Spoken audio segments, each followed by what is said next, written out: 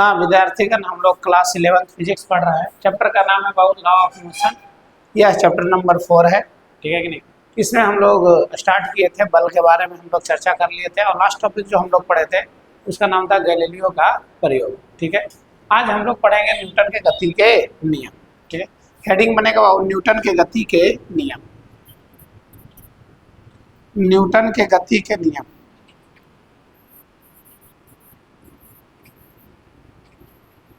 Newton के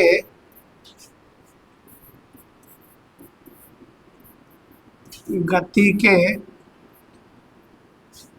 नियम।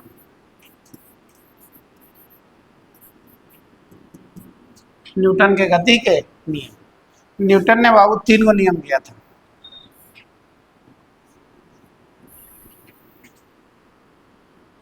Newton ने गति के 3 नियम दिया।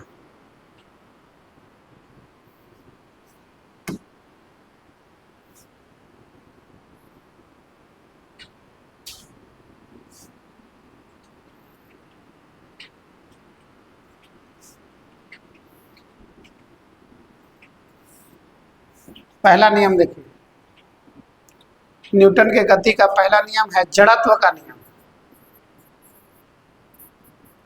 जड़त्व का नियम। फिर है बाबू गति के द्वितीय नियम। गति के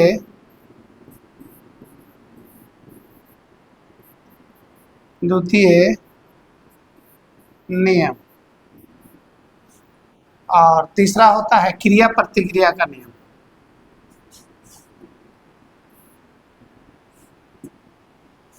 थर्ड है आपका क्रिया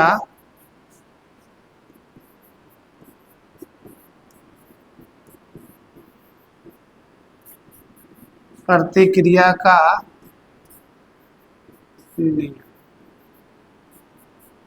ठीक है। इसको एक्शन रिएक्शन फोर्स कहते हैं। एक्शन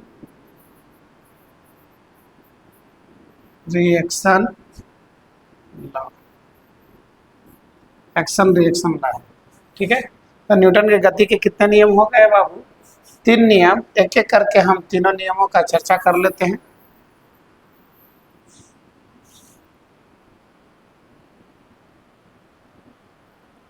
न्यूटन के गति के 3 नियम हुए। तीनों नियमों का एक एक करके हम लोग चर्चा करेंगे। पहला है जिसका नाम है बाबू जड़त्व का नियम।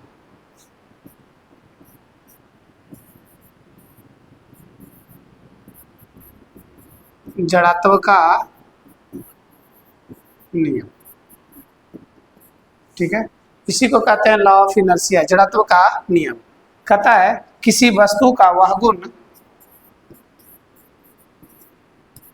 किसी वस्तु का वह गुण जो, किसी वस्तु का वह गुण जो जो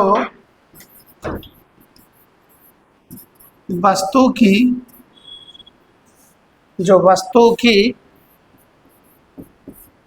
गति की, जो वस्तु की गति की स्थिति को बनाए रखता है। स्थिति को बनाए रखता है, बनाए रखता है, जड़त्व कहलाता है।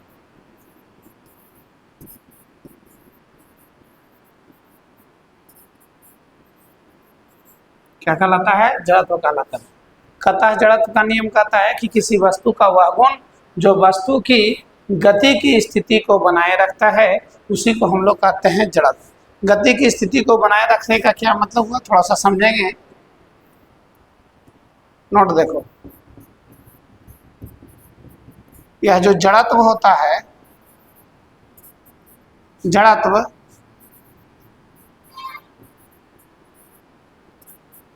द्रव्यमान के सीधा समानुपाती होता है। सीधा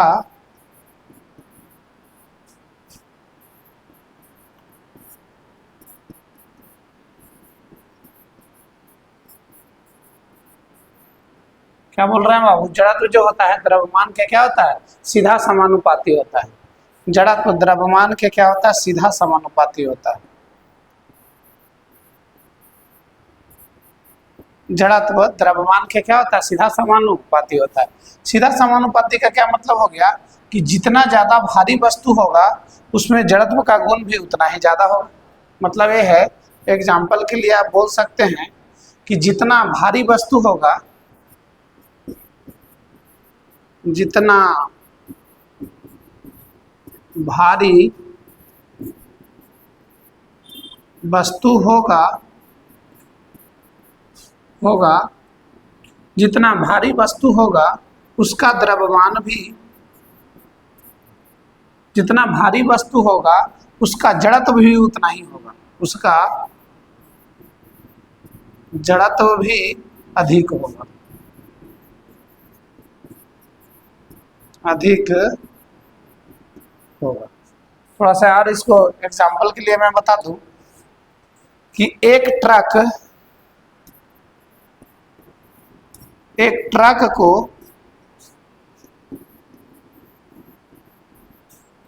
स्कूटर की अपेक्षा, एक ट्रक को स्कूटर की, एक ट्रक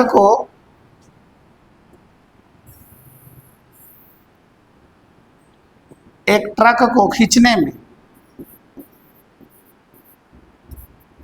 खींचने में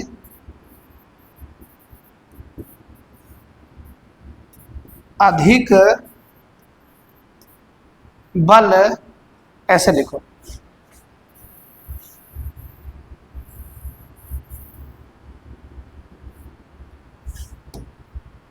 इसको लिखने का तरीका से देखो, लिखेंगे एक ट्रक को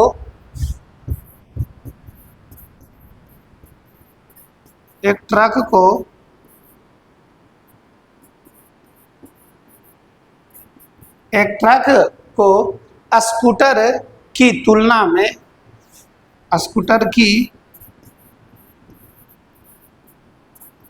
तुलना में विराम से गति में, विराम से गति में लाने के लिए,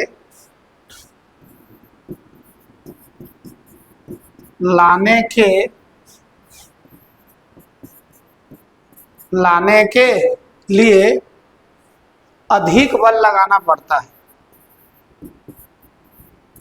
अधिक बल लगाना पड़ता है, क्योंकि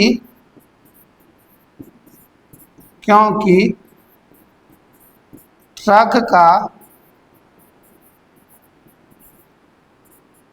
द्रव्यमान अधिक होता है,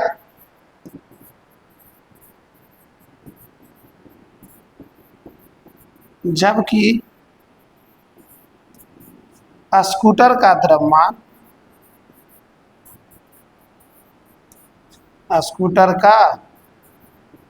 द्रव्यमान तुलनात्मक रूप से, स्कूटर का द्रव्यमान तुलनात्मक रूप से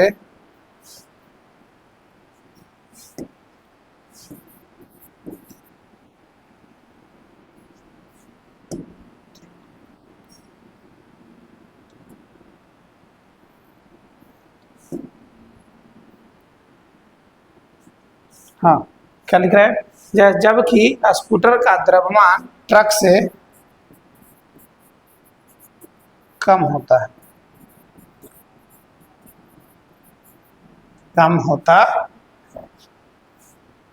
तो जिसका द्रव्यमान ज्यादा होगा उसमें जड़त्व भी क्या होगा, अधिक होगा। तो आप बोल सकते हैं कि जड़त्व आप ये बोल सकते हैं कि ट्रक का द्रव्यमान अधिक है,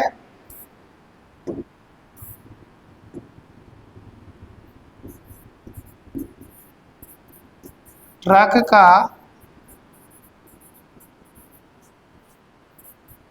द्रव्यमान अधिक है, तो ट्रक का जड़त्व भी क्या होगा, अधिक होगा। अरे ट्रक का द्रव्यमान क्या है, ज्यादा है, तो ऑटोमेटिक है कि मोटर का द्रव्यमान उससे क्या है, थोड़ा कम होगा। ट्रक का द्रव्यमान यदि अधिक है, कह रहा है बाबू, एक ट्रक को स्कूटर की तुलना में विराम से गति में लाने के लिए अधिक बल लगाना पड़ता है, क्योंकि ट्रक का द्रव्यमान क्या होता है, अधिक होता है, जबकि स्कूटर का द्रव्यमान क्या होता है, कम होता है। इसका मतलब ट्रक का द्रव्यमान अधिक है, किसकी अपेक्षा, स्कूटर की अपेक्षा, स्कूटर की अपेक्षा, स्कूटर के द्रव्यमान से।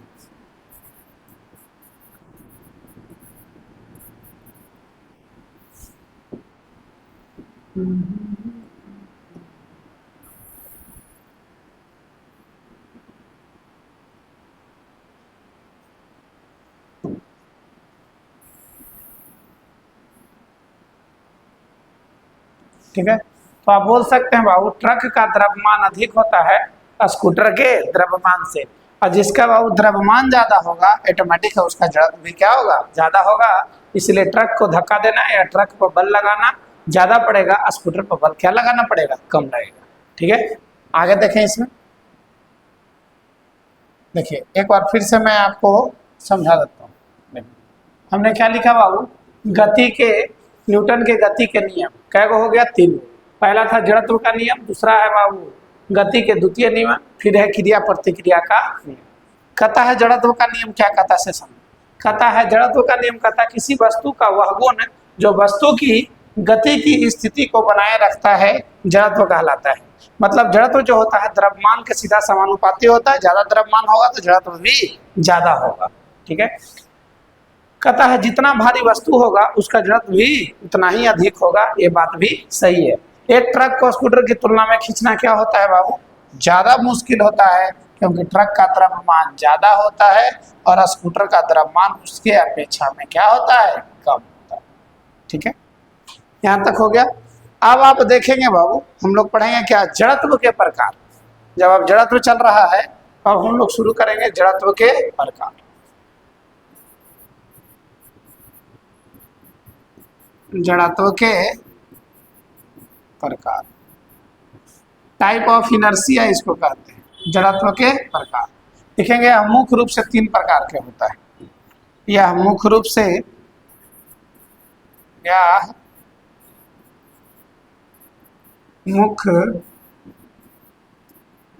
से 3 प्रकार के होता है।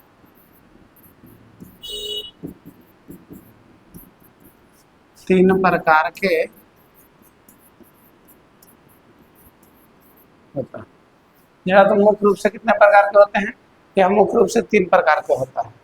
ठीक है कि नहीं, अब कौन कौन से होते हैं देखा जाए। नंबर 1,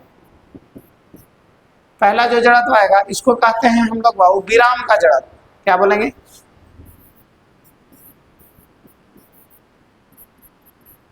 विराम का जड़त्व। ठीक है, इनर्शिया ऑफ रेस्ट जिसको कहते हैं। दूसरे नंबर पर जो आएगा बाबू उसका नाम है बाबू गति का जड़त्व, गति का जड़त्व। ठीक है, और तीसरे नंबर पर जो आएगा उसका नाम है आपका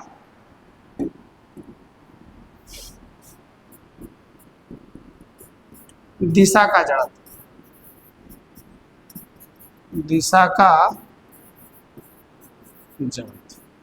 तो जड़त्व मुख्य रूप से कई प्रकार के हो गया, 3 प्रकार के। एक होता है बाबू विराम का जड़त्व, दूसरा होता है गति का जड़त्व और तीसरा होता है दिशा का जड़त्व। ठीक है, अब एक एक करके हम लोग चर्चा करेंगे। नंबर 1 पहले हम लोग उठाते हैं बाबू जिसका नाम है विराम का जड़त्व। विराम का जड़त्व।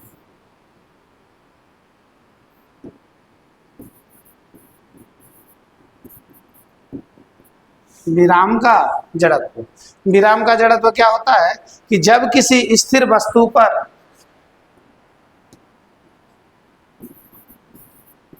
जब किसी स्थिर वस्तु पर जब किसी स्थिर वस्तु पर बल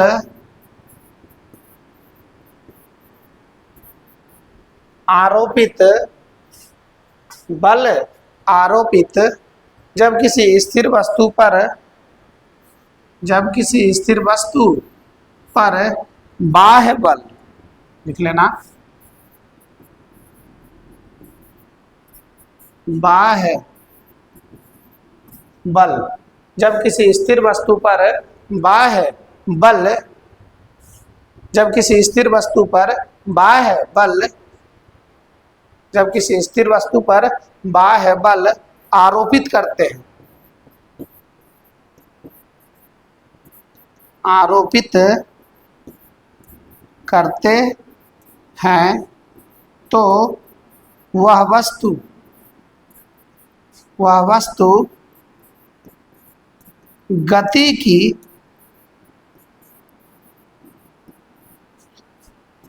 स्थिति का विरोध करता है। गति की स्थिति का क्या करता है? विरोध करता है। गति की स्थिति का क्या करता है? विरोध करता है, मतलब अपनी विरामावस्था को बनाए रखता है।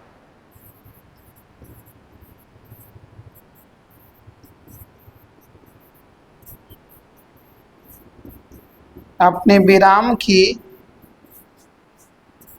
स्थिति को बनाए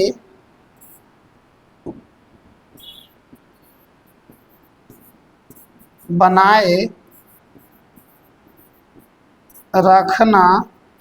चाहता है। मतलब कह रहा है कि विराम का जड़त्व क्या है कि जब किसी स्थिर वस्तु पर बल आरोपित किया जाता है, ठीक है, कह रहा है बाबू कि जब किसी स्थिर वस्तु पर, कोई वस्तु स्थिर है, जब किसी स्थिर वस्तु पर बाह्य बल आरोपित करते हैं तो वस्तु गति की स्थिति का विरोध करता है, तेज वह चलना पसंद नहीं करता है, रुकना चाहता है, मतलब अपनी विराम की स्थिति को बनाए रखना चाहता है। इसी को कहते हैं क्या? इसे विराम का जड़त्व कहते हैं। इसे विराम का जड़त्व कहते हैं। किसका जड़त्व कहते हैं? विराम का जड़त्व कहते हैं। जैसे देखिए क्या होगा, सिर्फ बात को समझे, एक एग्जांपल से पता चलेगा आपको।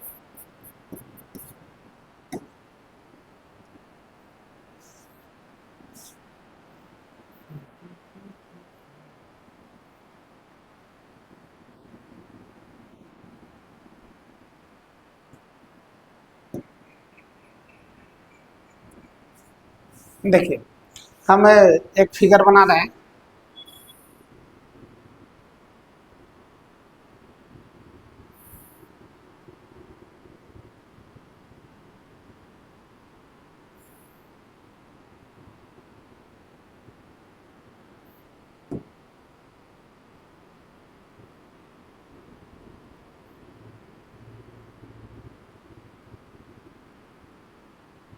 ठीक है,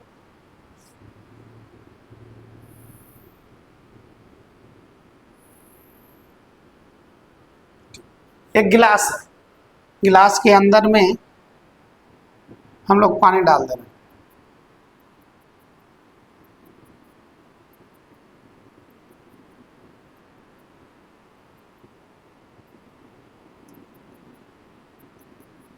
ठीक है, गिलास के अंदर में क्या डाला गया है? पानी डाला गया है। यह है पानी से, अब करेंगे क्या,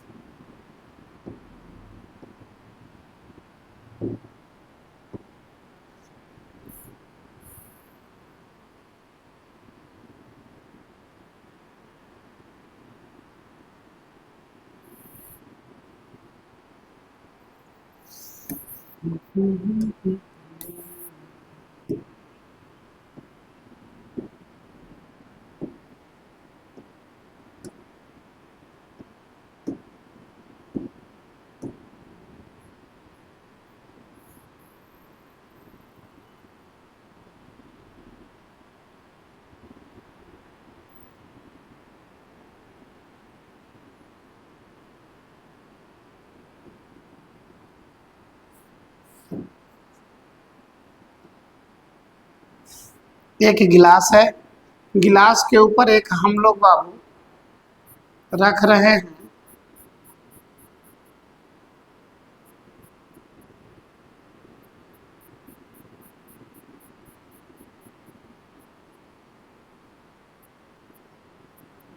यह गिलास के ऊपर एक गत्ता रखे हैं और उसके ऊपर एक हम लोग कॉइन डाल रहे हैं, सिक्का एक डाल रहे हैं, क्या सिक्का ऊपर से।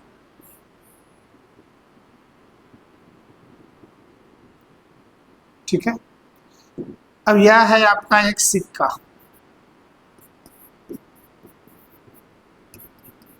ठीक है, और यह जो है बाबू यह है आपका है गत्ता, गत्ता, ठीक है। गत्ता बोले या कुछ भी बोल सकते हैं, लकड़ी का कवर बोले, गत्ता बोले, ठीक है नहीं।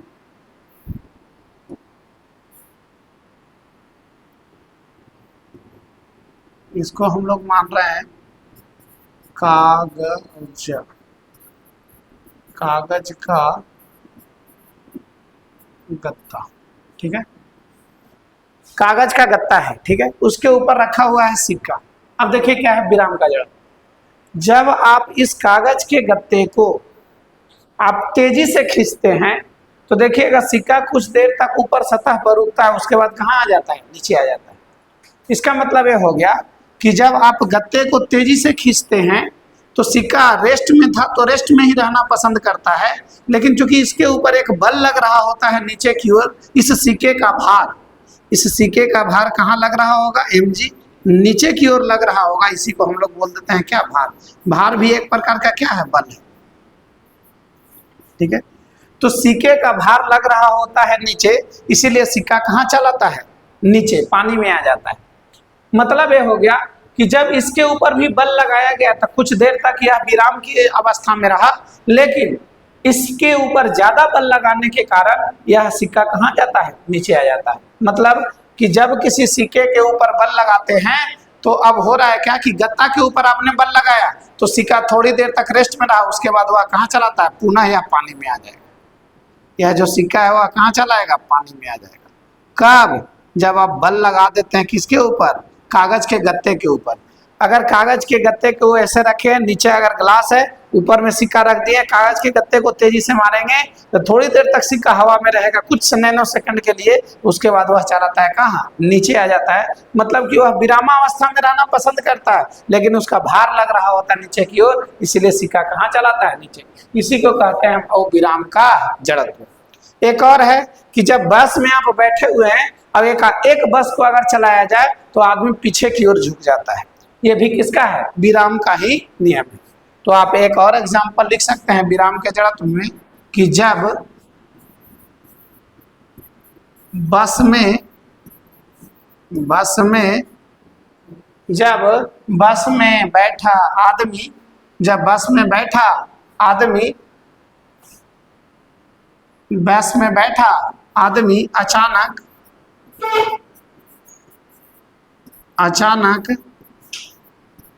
बस को चलने पर वह पीछे की ओर झुक जाता है। ठीक है, तो आज के लिए इतना ही रहेगा, फिर मिलते हैं ब्रेक के बाद।